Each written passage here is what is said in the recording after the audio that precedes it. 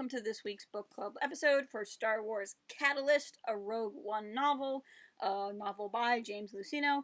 This series, we are taking a look at this book a couple of chapters at a time, breaking down the themes and happenings and kind of getting into the nitty-gritty of what's going on. This week we are talking about chapters 4 and 5.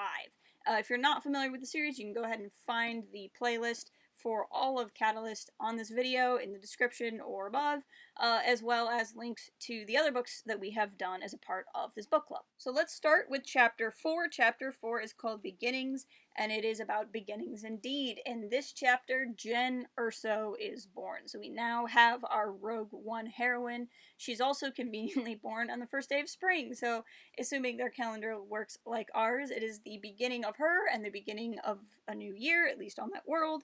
And it's just beginnings all around.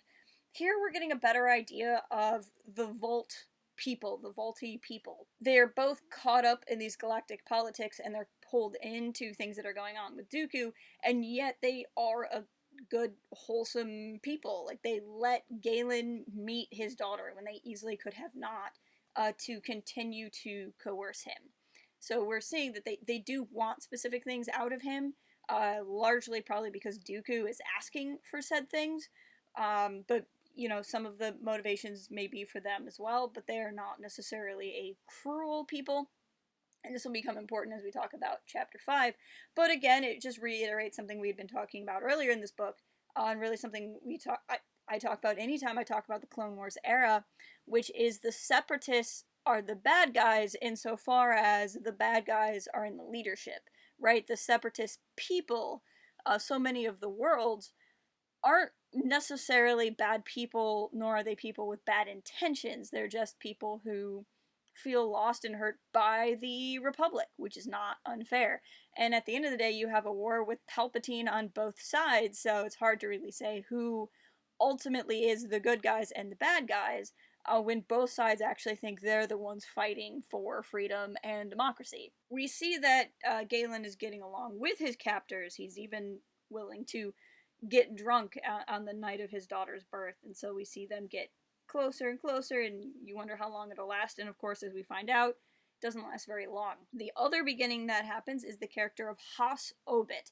Haas, from a reader's perspective, is a frustrating character for me, not because of his characterization, but because of his name. Haas. It's spelled H-A-S. Also a form of to be, like has. So I counted, I think, just the 5th chapter had the phrase Haas had like 5 times. And so when you're reading it, it looks like it has had, and it's hard. I feel like there's any number of Star Warsy ways you could have spelt the name Haas, and I'm presuming it's being pronounced Haas, but otherwise it looks like has. Has Obit. Has Obit what? Frustrating, but that's nothing to do with the character. The character is a very good one, and one we're going to spend quite a bit of time with in this book, and we get the beginnings of his relationship with Orson Krennic. And of course, I am always happy for more time with Orson Krennic. Orson is so diabolical.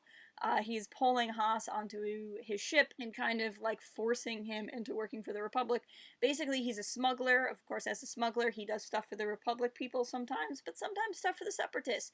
Not in any official capacity, but more just happening to be working with people from either one of those organizations. But Krennic uses this against him and basically says, you have to work for me and the Republic, or else you don't work anywhere.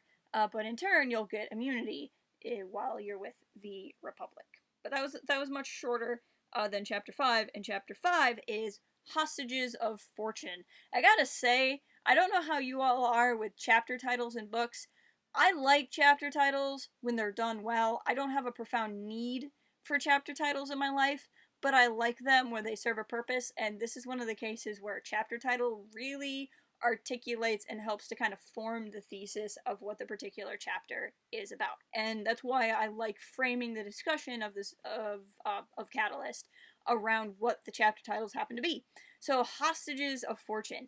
Here now we're going to read the perspective of several characters and find how they are all hostages, but they're hostages of fortune, whether that be resources or good luck.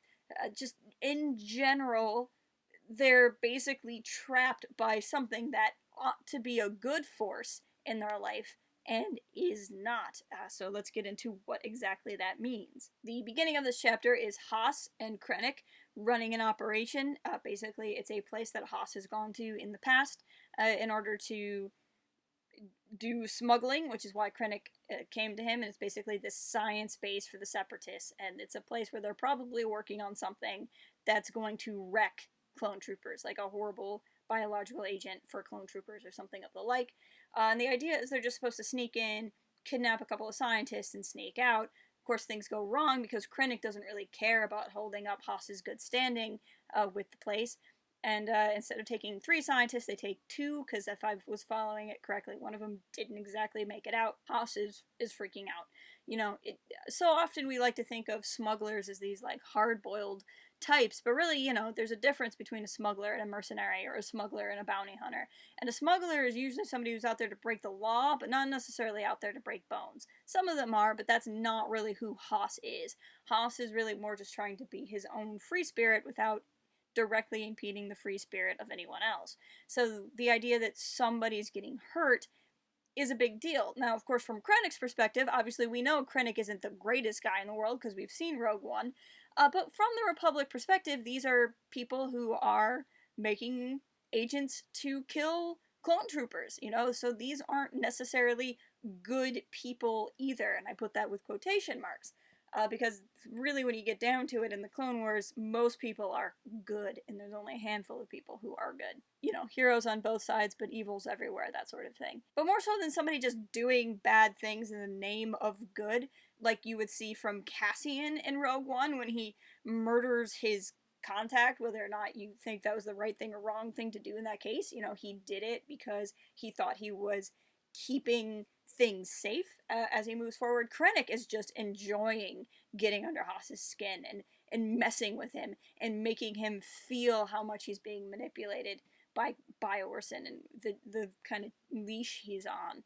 I love Orson Krennic, but he's kind of a jerk, and you really get a sense for that in these chapters. But here, if we are talking about hostages of fortune, I would say the hostages are both the scientists that get taken. They are hostages of those with a lot more resources than they are, but it's also Haas. Haas Obed is a hostage of his own resources that he's been given by Orson Krennic and by the power that Krennic has. The next part of the chapter, we cut to Lyra, who, with Jen, is being taken out of where she's been kept, and they're being taken to where Galen is. And she's not given any information for why. Are they being executed? Are they going to see Galen executed? Are they going to a worse prison? Was there another coup? You know, she has no ideas other than horrible, horrible imaginative ones about what could be happening. She gets to meet Galen. Galen is decidedly less concerned because he's not in chains and no one is, like, holding them at gunpoint, and he's really excited to get to see Jin again. And here, it's cool because this is the origin of Jin's nickname of Stardust, to talk about the flecks in her eyes, which is really cute. And so it's nice to see how that started even when she was a baby, to see how that nickname stuck with her through the years. We get an even better sense of a time jump. Jin is now 6 months old, so that is how long, even longer than that, the Ursos have been in captivity, as it were.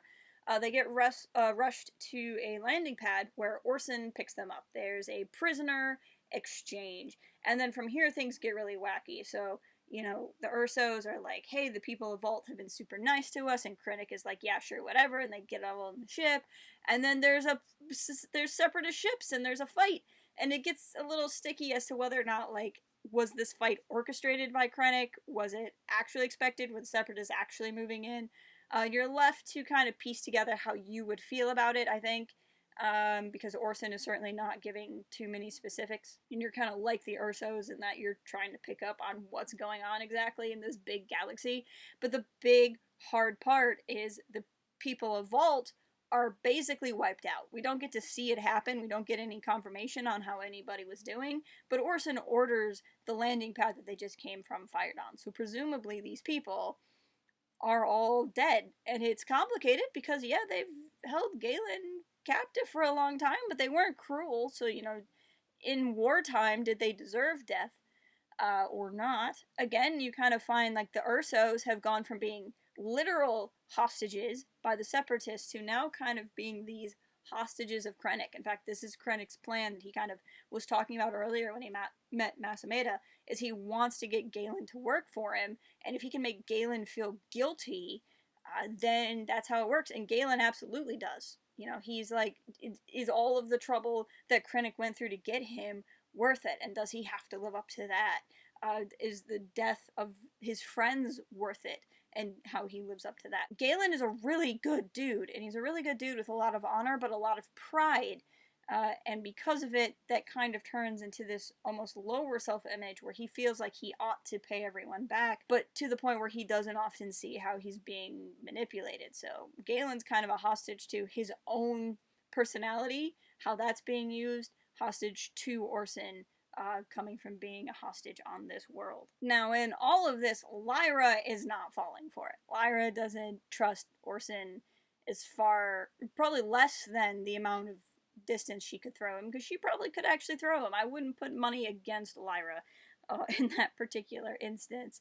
But all of that kind of gets pushed aside because the other part of Orson's plan is to take Galen to his homeworld and see how his homeworld is being torn apart by the Clone Wars. His goal is to force Galen out of pacifism by seeing his homeworld torn apart. His plan doesn't really work because Galen just kind of looks at it and goes, see, this is why war is bad. I won't get involved at all.